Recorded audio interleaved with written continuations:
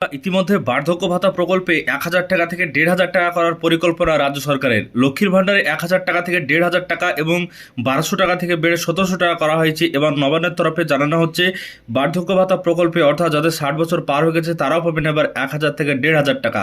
এমনই আপডেট আপনাদেরকে দেবো, এমনই ইনফরমেশন ইতিমধ্যেই পেয়েছি। আজকের ভিডিওর মাধ্যমে সমস্ত বিষয় আপনাদের সঙ্গে আলোচনা করব।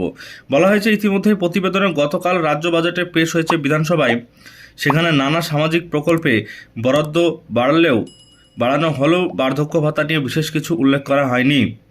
তা নিয়ে প্রবীণ নাগরিকদের মধ্যে একটা আলোচনা শুরু হয়। অনেকে মনে করেছিলেন বার্ধক্য ভাতা একই থাকবে, কিন্তু লক্ষ্মীর ভাণ্ডারের অঙ্ক বাড়ল।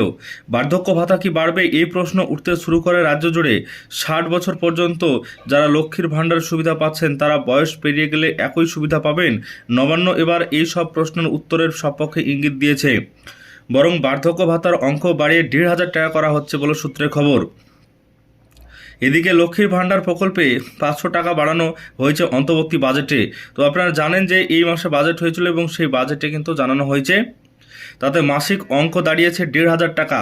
এবার যুবসাথী প্রকল্প চালু করা হয়েছে, তাতেও বেকাররা 1,500 টাকা মাসে পাবেন। আশাকর্মী, সিভিক ভলেন্টিয়ার সহ অনেকেরই বেতন বাড়িয়ে দেওয়া হয়েছে। শুধু তাই নয়, রাজ্যে সরকারি কর্মীদের অন্যান্য যে 4% মহার্ঘ ভাতা এবং 7ম বেতন কমিশন পর্যন্ত ঘোষণা করা হয়েছে।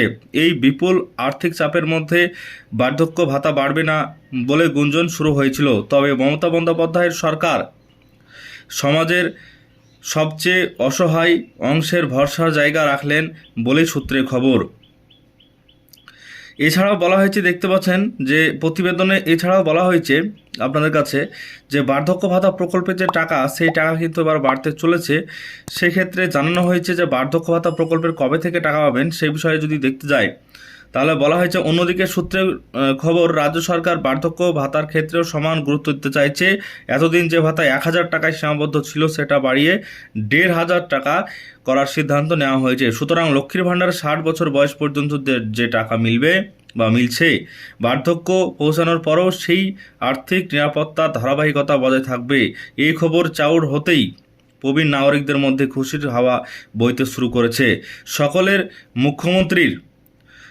মুখ্যমন্ত্রীর প্রশংসা করতে শুরু করেছেন।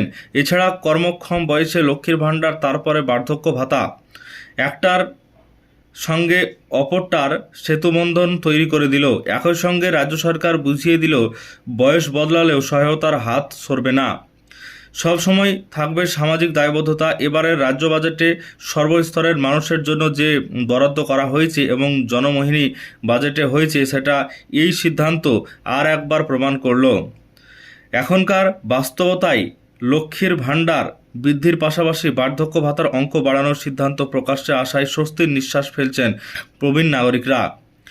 সুতরাং এই এক প্রকল্পকে শক্ত করতে গিয়ে অপরটার দুর্বল করার পথে হাঁটল না রাজ্য সরকার।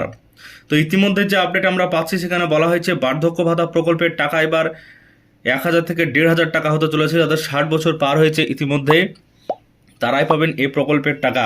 আশা করছি সমস্ত বিষয়টা আজকের এই ছোট্ট ভিডিওর মাধ্যমে আপনাদেরকে বোঝাতে পেরেছি।